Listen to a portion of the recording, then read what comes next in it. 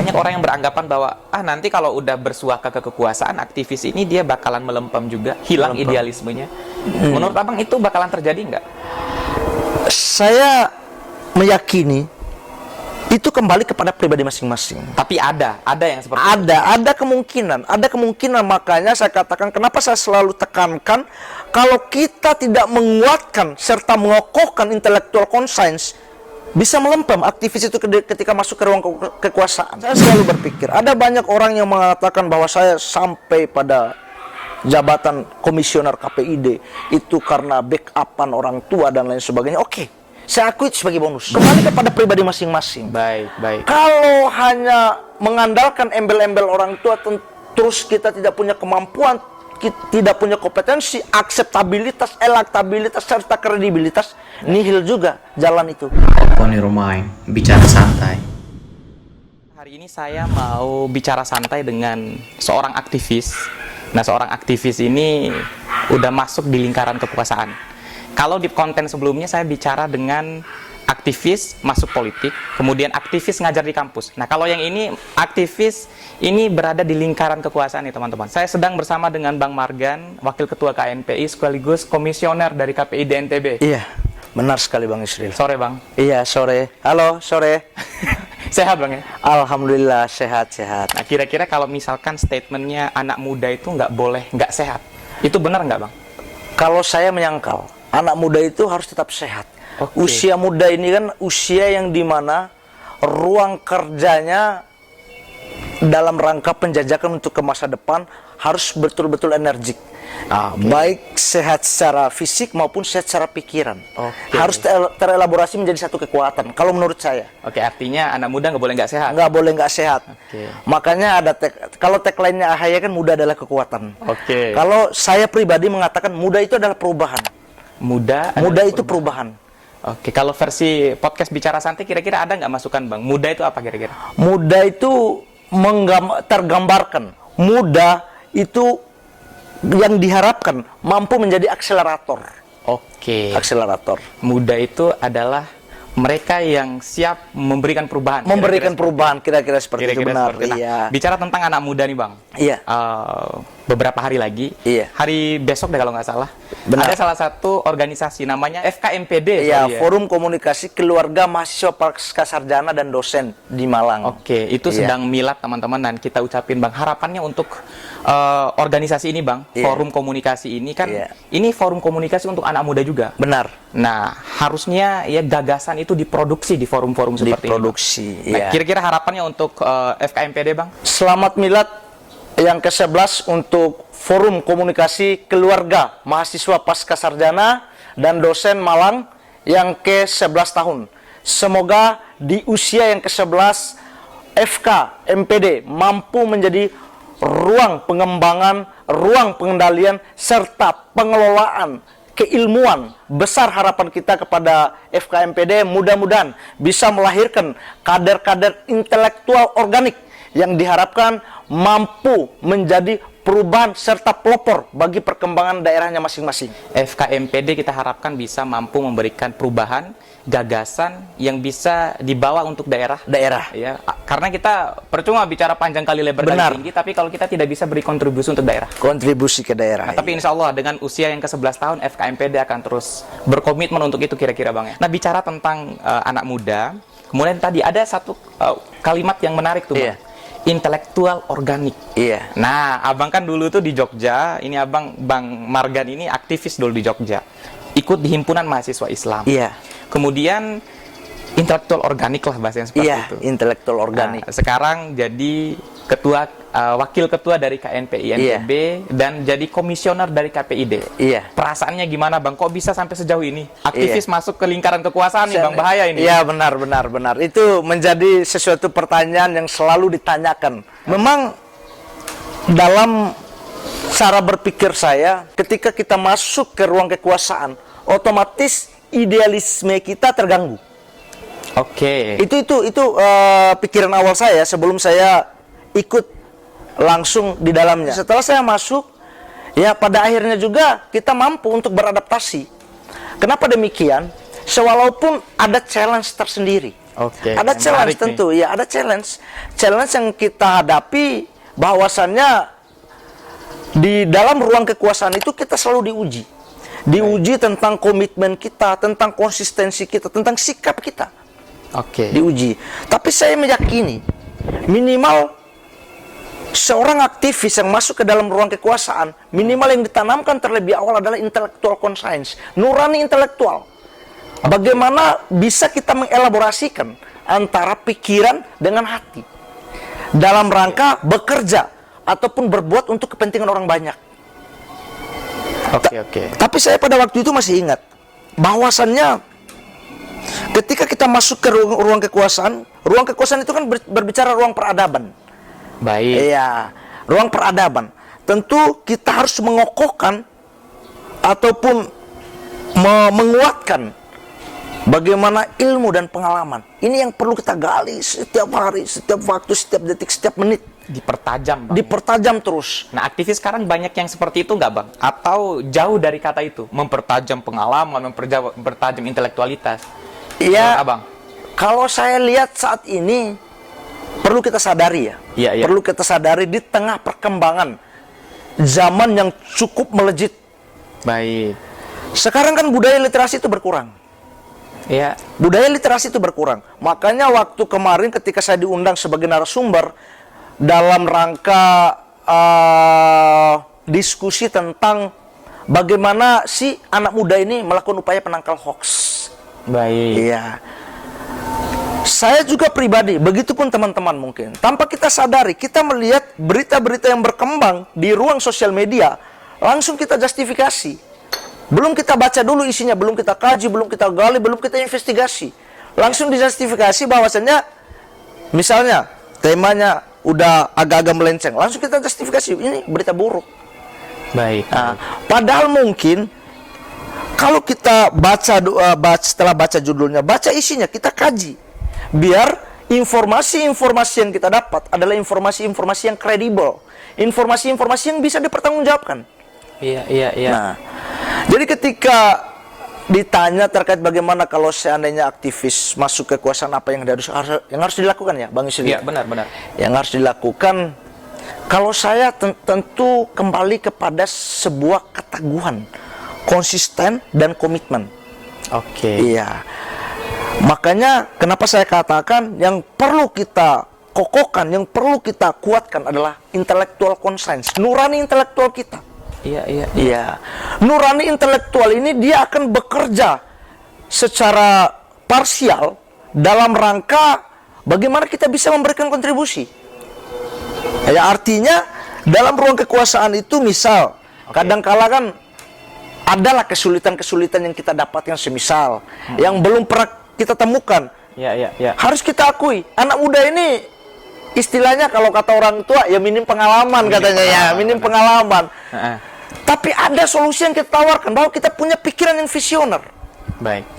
Pikiran yang visioner inilah yang mesti kita kembangkan secara komprehensif.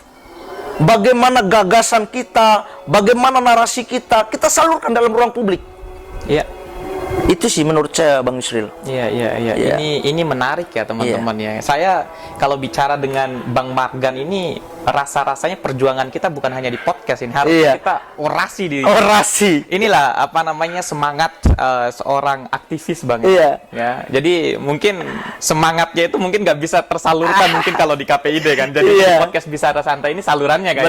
Benar. Gitu, Bang ya. Iya. Berarti menurut Abang nih, banyak orang yang beranggapan bahwa nanti kalau udah bersuaka ke kekuasaan, aktivis ini dia bakalan melempem juga, hilang idealismenya. Menurut Abang itu bakalan terjadi nggak? Saya meyakini itu kembali kepada pribadi masing-masing. Tapi ada yang seperti itu. Ada kemungkinan, makanya saya katakan kenapa saya selalu tekankan kalau kita tidak menguatkan serta mengokohkan intellectual conscience, bisa melempem aktivis itu ketika masuk ke ruang kekuasaan. Makanya yang perlu kita buka dan evaluasi. Kadang kan semacam yang berkembang di pikiran teman-teman aktivis waktu jadi seorang aktivis ya, Yeah. bahwa kekuasaan ini ada banyak ketimpangan dan lain sebagainya. Benar. Tapi ketika kita tidak masuk ke ruang kekuasaan, perubahan itu nihil. Kita bicara perubahan. Karena kita harus berubah dari dalam. Itu baru bisa kita wujudkan apa yang menjadi gambaran besar teman-teman aktivis dalam ruang-ruang diskursus, ruang-ruang publik yang mereka wacanakan. Oke. Bermain di luar aja nggak cukup. Bermain di luar itu nggak cukup, Bang Yusril. Nggak cukup kalau bermain di luar. Nah, abang sekarang di dalam nih, ya walaupun di KPID misalkan, ada nggak critical yang abang bangun di situ? Berusaha untuk, ada yang nggak benar nih, ideologi harus terus dibangun nih. Abang perjuangin itu nggak? Ada sebenarnya. Ada semacam kayak warisan-warisan Orba ya, yang memang masih hidup dalam ruang birokrasi. Nah ini seru, menarik nih. Ini yang perlu kita benahi. Ya. Harapan terbesarnya ya kepada anak muda yang ada saat ini. Oke. Ya, bagaimana punya pikiran ingin berlomba-lomba masuk ke ruang kekuasaan, supaya warisan-warisan terdahulu yang menurut kita itu agak timpang, kita hadir untuk menjadi kelompok pembaharu. Supaya tatanan kekuasaan, tatanan birokrasi dari dalam mampu kita rubah sedikit demi sedikit. Itulah kenapa saya katakan bahwasannya pemuda itu ataupun aktivis perlu mempertajam cara berpikir, perlu mempertajam narasi, perlu juga diperluas pengalaman. Oke. Iya, itu perlu dielaborasikan menjadi satu kekuatan kalau menurut saya. Itu yang menarik tuh, Bang. Iya. Kadang kita kan aktivis, kemudian ketika sudah masuk di lingkaran kekuasaan, circle yang seperti itu ya gugup dan gagap juga, Gugup dan gagap, benar. Nah, ini yang menarik juga, Bang. Abang kan dulu latar belakang aktivis. Iya. Milih jalan sendirilah gitu kan untuk masuk di KPID dan lain sebagainya. Banyak yang curiga, Bang, atau banyak yang tanya ke saya kan. Kebetulan saya posting tuh di WA, di Instagram. Kalau kita ngundang Bang Margan, kira-kira gimana sih? Nah, banyak yang langsung nyeletuk, Bang. Itu Bang Margan itu dulu aktivis, tapi jadi dapat jabatan itu ya karena ada kepentingan ini dan lain sebagainya. Nah, Abang bisa klarifikasi nggak itu, Bang? Atau ceritain lah, gimana prosesnya Abang kok bisa dapat jabatan yang strategis nih? Wakil Ketua KNPI. Kemudian komisioner KPID. Gimana tuh, Bang? Tentu ini menjadi pertanyaan yang bahkan setiap waktu saya dengar dan saya berikan jawabannya. Oke. Bahwasannya ada kan istilah pepatah, hasil tidak akan pernah mengkhianati proses. Itu saya yakin. Baik. Jadi yang perlu ditanamkan oleh pemuda sekalipun aktivis dan saya sendiri, bahwa di dalam diri ini jangan pernah menanamkan rasa malu dan takut. Ketika rasa malu dan takut itu masih ada dalam diri kita, maka tidak akan pernah kita temukan kemajuan selangkah pun. Artinya ini kan proses panjang, rangkaian proses panjang. Kadang ada sebagian teman-teman saya yang bertanya, kok bisa sampai di sana, kok bisa sampai di sana. Iya. Saya bilang, saya melewati proses yang cukup panjang dan cukup alot bagi saya. Artinya ada proses lah gitu. Ada proses, dan itu cukup membuat jiwa itu bergetar. Baik. Jiwa itu bergetar. Nah, artinya makanya saya katakan tadi, ada challenge tersendiri, tantangan yang harus kita hadapi. Nah, untuk menuju ke sana perlu dengan niat, dengan tekad yang benar-benar sungguh-sungguh kan. Ya, dengan ilmu kita, pengalaman kita, serta jaringan. Ini jaringan yang perlu kita kemas. Nah, tapi ada yang bilang, Bang, ke saya, faktor orang tua itu. Katanya seperti itu. Kira-kira gimana tuh, Bang? Ini saya hanya mewakili teman-teman di podcast. Benar. Ada banyak yang mengatakan begitu karena faktor orang tua. Yang perlu kita ingat itu bonus. Kembali kepada pribadi masing-masing. Baik. Kalau hanya mengandalkan embel-embel orang tua, terus kita tidak punya kemampuan, tidak punya kompetensi, akseptabilitas, elektabilitas, serta kredibilitas, nihil juga jalan itu. Tersingkirkan dengan sendirinya. Saya meyakini. Cocok. Makanya saya selalu berpikir, ada banyak orang yang mengatakan bahwa saya sampai pada jabatan komisioner KPID itu karena backupan orang tua dan lain sebagainya. Oke, saya akui itu sebagai bonus. Tapi minimal perlu kita kemas kemampuan kita, intelektual kita, kompetensi kita, itu perlu kita jadikan sebagai satu kekuatan besar. Baik. Ya, yang mampu mendorong serta menguatkan jalan kita ke depan.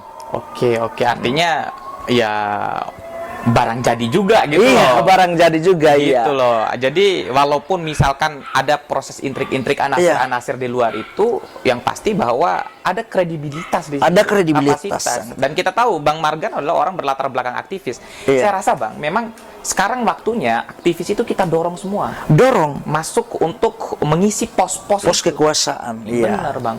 Sehingga ya nggak ada lagi tuh yang bilang bahwa ini kebijakan nggak ada yang jalan nih, kebijakan jelek. Kan Iya. ada orang yang kritisi itu dari Nggak dalam. ada yang orang kritisi, benar. Tapi sebelum kita lanjut Bang, kita mau coba satu produk Bang. Boleh kita coba Dari satu produk. roti gembong Mandalika. Roti gembong Mandalika ya. Nah, ini oleh-oleh khas Lombok nih Bang. Iya. Abang udah pernah coba nggak?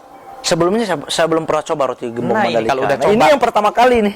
Kalau udah coba roti gembong ini Bang, Iya. sekali coba ketagihannya seumur hidup. Iya. Nanti Abang kalau udah nyoba ini, Abang bakalan pingin lagi tuh Oh, seumur hidup iya, rasanya. iya.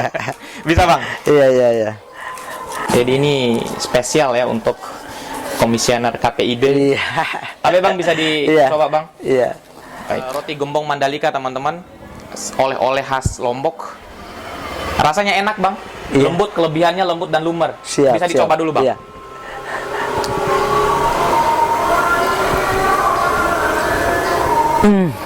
Ternyata enak teman-teman. Recommended ini. Lumer, manis, serta empuk rotinya. Cocok untuk aktivis mahasiswa Bang. Cocok untuk aktivis mahasiswa, apalagi di tengah-tengah kita baca buku di rumah misalnya, atau di kos-kosan atau di kontrakan. Ini recommended banget. Sambil kopi dan roti gembong Mandalika, top menurut saya. Ini enak-enak sekali nih. Berarti harus ngopi juga nih. Harus ngopi juga. Supaya agak rileks ya. Benar Bang, benar Bang. Kopinya juga enak Bang. Ini ada rempah-rempah binganya. Rempah, iya. Jadi roti gembong Mandalika ini Bang, kalau udah coba sekali, itu ketagihannya seumur hidup. Abang bakalan ini udah kayak kena guna-guna nih. Iya, kena Besok guna-guna beli lagi kan. Nah itu teman-teman, outletnya ada banyak di Mataram. Tinggal nanti kunjungi. Kontak personnya nanti saya cantumin di video dan di deskripsi video konten ini. Kita bisa lanjut Bang, atau mau lanjut makan dulu rotinya Bang? Mana-mana boleh. Boleh, sambilan aja, Bang, Iya, ya? saya sambilan aja. Sambilan Kita aja. rileks aja ya. Santai, Bang. Nah, yang menarik nih Bang, kan seorang aktivis ini kan dia yang paling kuat itu adalah idealismenya. Idealisme. Selain itu juga Bang, banyak yang bilang, kalau idealisme itu misalkan sudah digadaikan masuk ke Iya. kekuasaan, itu bahaya juga. Iya. Gitu. Nah, banyak juga yang nanya nih, setelah masuk di lingkaran kekuasaan, rasa-rasanya ada tujuan dia untuk masuk ke dalam politik. Iya. Itu bisa diluruskan Bang, benar nggak itu Bang? Iya. Begini, Bang Yusril, perlu kita pahami dan perlu kita garis bawahi bahwa orang yang mengambil jalur aktivis tentu endingnya itu ke politik. Baik. Tidak bisa kita lepaskan. Karena di jalur aktivis kita bermain dengan narasi, dengan wacana, dengan pengalaman, ketemu orang-orang yang lebih luas lagi, pengalaman dan lain sebagainya. Tentu tidak bisa kita negasikan bahwasannya aktivis tidak masuk politik. Aktivis itu pasti masuk politik ujungnya. Karena dunia aktivis ini merupakan miniatur politik menurut saya. Oke, dialektika di dalam dunia aktivis itu sebenarnya miniatur politik. Gitu. Miniatur dunia politik. Baik. Nah, contoh kita terjun ke dunia gerakan ataupun kita ikut dalam semacam kayak di HMI, di Iya. PMI, kita itu kan maksudnya yang semi politik gerakan yang kita lakukan. Oke.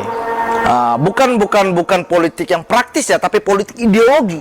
Nah, artinya orang-orang yang berlatar belakang aktivis ini sebenarnya harus kita dorong juga masuk Harus politik. kita dorong juga. Nah, Abang dulu pernah jadi aktivis dan bahkan sampai sekarang terus jadi aktivis Iya. ya. Membenarkan berarti ujungnya Abang di politik berarti. Saya membenarkan karena kita belajar di dunia aktivis, kita belajar di dunia gerakan itu kan merupakan miniatur daripada pergerakan politik sebenarnya. Oke. Karena politik ini jangan kita pahami secara sempit, kita perlu pahami secara luas. Ada Baik. politik gagasan, ada politik praktis, ada politik ideologi, ada politik pragmatis. Ya, yang perlu menjadi gambaran pikiran kita kawan-kawan dalam melihat bagaimana sih perspektif politik secara parsial, gitu maksudnya. Iya. Dan yang harus dilakukan oleh anak muda memerankan politik ideologis, politik intelektual atau politik apa kira-kira? Iya, jadi begini sebenarnya. Perjalanan panjang bangsa ini kan tidak terlepas daripada peran sentralnya anak muda sebagai garda terdepan. Motor peradaban itu adalah pemuda. Cocok. Bisa kita lihat pergerakan Budi Utomo 1908. Ya. Dilanjutkan ke pergerakan Sumpah Pemuda 1928. Ya. Dilanjutkan ke pergerakan 45. Soekarno dan kawan-kawan. Itu kan kelompok-kelompok pemuda pada waktu itu, pada zamannya. Benar. Nah, terus proses penumbangan transisi Orde Lama ke Orde Baru, itu kan pemuda yang menjadi motor. Iya. Peristiwa Malari 74, anak muda, pemuda yang selalu menjadi garda terdepan. Peristiwa 98. sampai pada peristiwa 98. Iya. Tidak terlepas dari peran sentral pemuda dalam rangka bagaimana membangun peradaban yang baik di Republik ini. Transisi zaman itu tidak terlepas daripada sepak terjang pemuda. Artinya pemuda ini memiliki posisi yang sangat istimewa Nilai tambah dalam tinggi. historikal peradaban bangsa ini. Oke, oke. Jadi tentu lahir pertanyaan, bagaimana pemuda di era reformasi? Dekorasi gambaran pemuda di era reformasi yang menurut saya Ya. itu ada istilah yang namanya kelompok metademokrasi. Metademokrasi. Artinya pemuda ini terlibat aktif dalam kegiatan-kegiatan sosial kemasyarakatan, tidak terlepas juga dari kegiatan-kegiatan politik. Ini harus dikombinasikan. Oke. Ya, harus satu sisi mereka harus bergerak untuk kepentingan sosial kemasyarakatan, sisi lain mereka harus berjuang untuk memberikan ruang-ruang politik yang positif. Oke. Nah, ada dua konteks peran yang harus yang dimainkan oleh pemuda menurut saya. Oke, dan hadirnya Bang Margan untuk goalsnya ke arah sana adalah untuk menghadirkan politik yang positif tadi berarti. Politik yang positif. Bagaimana menularkan spirit politik yang nggak pragmatis lah gitu Iya, Bang ya. politik Kalau yang sekarang kan pragmatis. politiknya banyak pragmatis. Ya. Ya. Pemimpin prematur tapi mau mimpin. Nah ini bahaya nih Bang. Iya, ini yang bahaya. Nah, itu yang perlu dipersiapkan oleh pemuda. Oke. Karena kepemimpinan itu perlu ditopang oleh pengetahuan yang layak. Itu ada salah satu filsuf barat yang mengatakan pada waktu itu, Ya. ketika kita mengelola demokrasi peradaban, ada 3 indikator. Yang pertama, ketika pengetahuan kita sudah layak, pengalaman kita sudah mumpuni, baru lahir yang namanya kepemimpinan. Oke. Nah, artinya kepemimpinan ini dilahirkan oleh pengetahuan dan pengalaman. Ya. Terus kepemimpinan lahirlah yang namanya peradaban.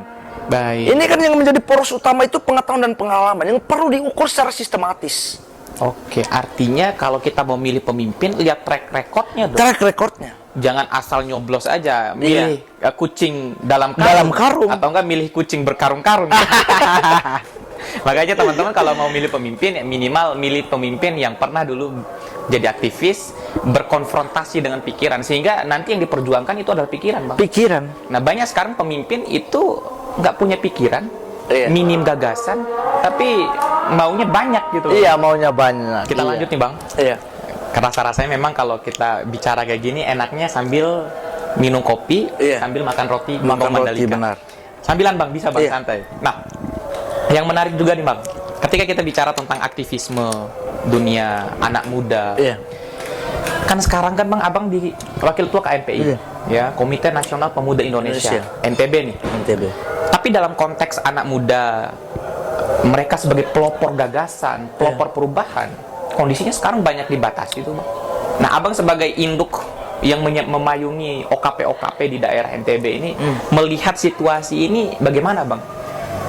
Benar-benar merasa anak muda ini dibatasi atau kayak gimana Bang? Sebenarnya tidak dibatasi ruang gerak pemuda itu.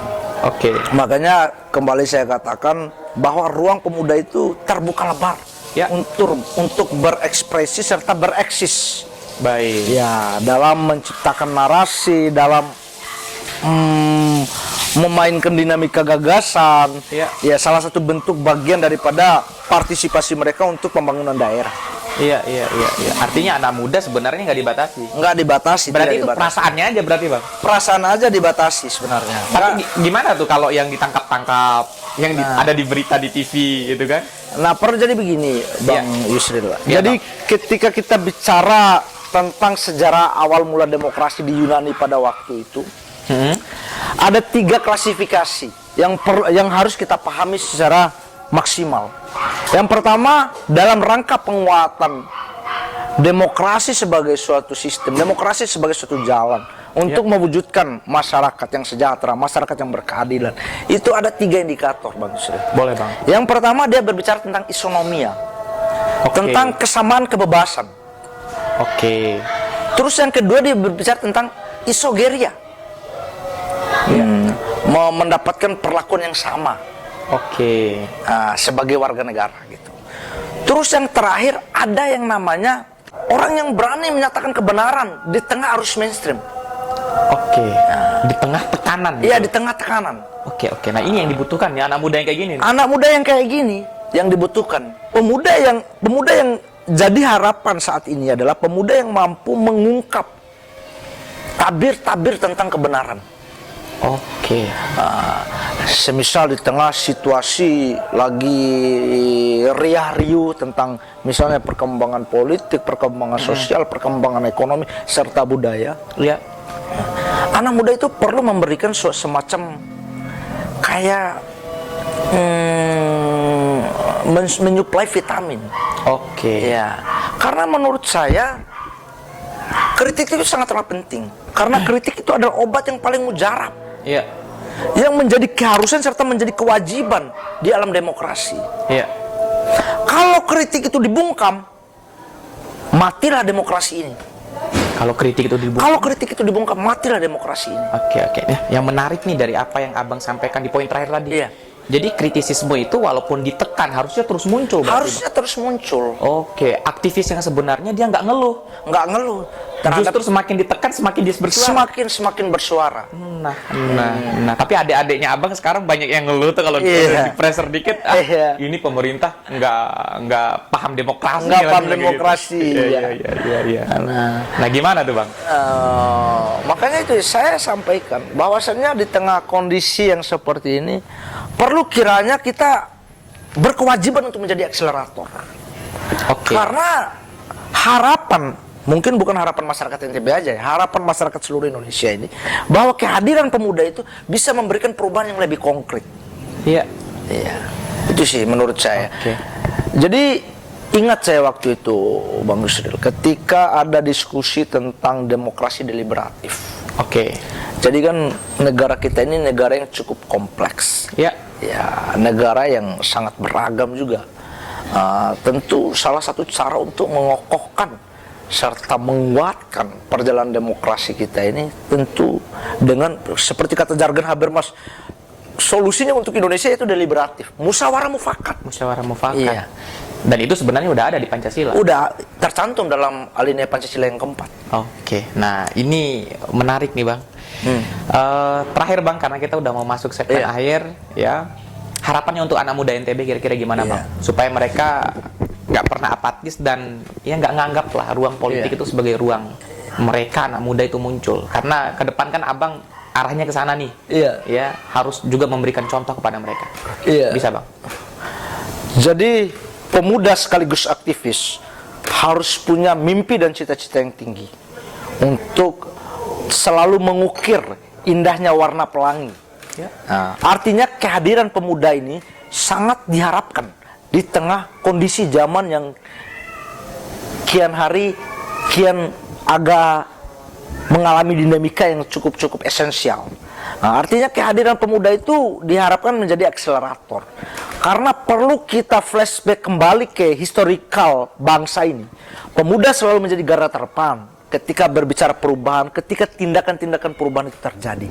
Pemudalah yang selalu menjadi motor peradaban.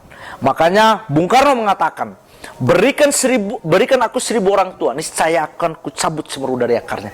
Berikan aku 10 pemuda, niscaya akan kuguncangkan dunia dengan isinya. Betapa pentingnya pemuda di dalam kehidupan berbangsa dan bernegara serta berdaerah. Kalau saya berikan aku banyak pemuda seperti Bang Margan, rasa-rasanya daerah NTB ini bisa dibangun dengan baik. Karena bagaimanapun Bang, pemimpin di masa depan itu adalah orang-orang yang harusnya pernah merasakan dinamika, konfrontasi pikiran dan dialektika di ruang-ruang intelektual. Dan aktivis seperti Bang Margan harus kita dorong terus untuk masuk di ruang seperti itu. Insya Allah. Siap Bang ya? Iya, siap. Siap memperjuangkan kepentingan masyarakat? Siap, insya Allah. Nah ini terakhir Bang, jadi sebelum kita tutup podcastnya, kita punya satu souvenir untuk Abang. Oh iya. Jadi ini Bang, souvenir dari Osep Plakat teman-teman. Oni Kreatif, tempat pembuatan souvenir paling recommended di Kota Mataram. Nanti teman-teman kalau mau pesan souvenir seperti ini, nanti saya cantumin kontak personnya di video ini. Ini Bang, bisa diterima Bang? Iya, bisa. Tapi Bang. Iya. Jadi ini simbol intelektualitas, simbol harapan anak muda di masa depan. Anak muda di masa depan. Mudah-mudahan Abang nggak kapok mampir di podcast Bicara Santai. Siap. Mudah-mudahan podcast ini bisa berkembang, bisa jaya di darat, di laut, dan di udara, dan semakin progresif dalam membangun narasi-narasi yang produktif untuk kepentingan daerah di Nusa Tenggara Barat. Nah mantap, Iya. kalau udah senior bilang kayak gitu siap arahan gitu Iya. ya. Baik Bang, terima kasih banyak. Iya, Ya sama-sama. mudah-mudahan kita bisa berjumpa lagi di ruang-ruang intelektual selanjutnya. Iya. Dan terima kasih banyak teman-teman semua. Saya Yusril Iza Mahendra bersama dengan seorang aktivis, seorang intelektual yang sampai hari ini akan terus memperjuangkan kepentingan kita bersama. See you. Wassalamualaikum warahmatullahi wabarakatuh. Waalaikumsalam warahmatullahi wabarakatuh. Terima kasih banyak Bang. Iya, sama-sama.